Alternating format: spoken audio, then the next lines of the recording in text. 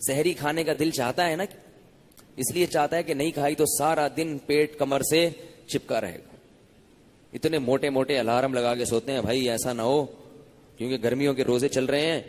اور بعض دفعہ بعض لوگ تراویح کے بعد کھانا نہیں کھاتے, افطاری میں ہی کھا لیتے ہیں, پھر وہ سحری میں جا کے کھاتے ہیں. اگر سحری میں آنکھ نہیں کھلی گئے. اور یاد رکھو سحری میں اگر آنکھ نہ کھلے تو روزہ پھر بھی فرض ہے. آپ روزہ چھوڑ نہیں سکتے کہ یار اب تو ایکچولی بڑی پرابلم ہو گئی ہے, رکھنا پڑے گا.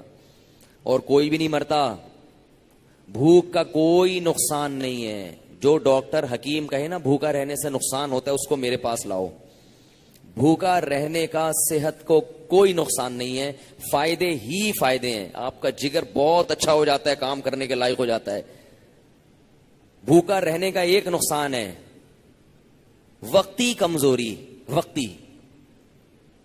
وقتی سمجھتے ہیں, ٹیمپریری کہتے ہیں نا وقتی کو.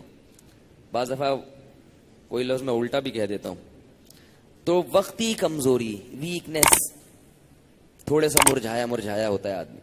تو وہ وقتی کمزوری کتنی ہی لمبی ہو جائے, 2 نوالے کھاؤ گے وہ 2 چند سیکنڈ کے اندر وہ ختم.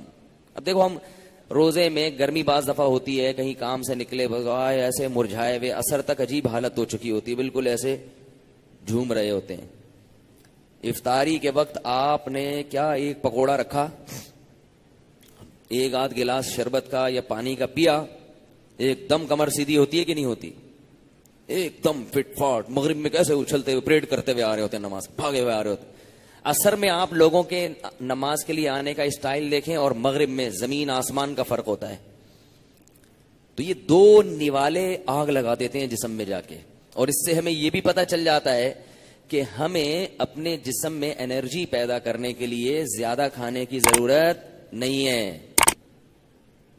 یہ تو اب ڈاکٹر بھی اس طرف آ گئے ہیں. بعض ڈاکٹر پہلے کہتے تھے بس ہر وقت کھاتے رہو, تھوڑا تھوڑا کچھ نہ کچھ کھاتے رہو. اب ان کی بھی یہ رپورٹ ہے کہ ہمیں اتنی کیلوریز کی ضرورت نہیں ہوتی جتنی ہم کھا رہے ہیں. بہت تھوڑا کھا کے بہت اچھا چل سکتے ہیں. اور یاد رکھو انسان کو اللہ نے شاید بنایا ہی بھوکا رہنے کے لیے. کچھ نہ کچھ بھوک ہر وقت لگتی رہے اس کو, پھر سیٹ رہے گا وہ. تو یہ روزے سے عادت ڈالو کم کھانے کی.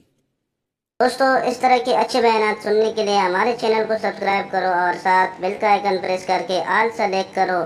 شکریہ. پھر ملیں گے نیکسٹ ویڈیو میں. اللہ حافظ.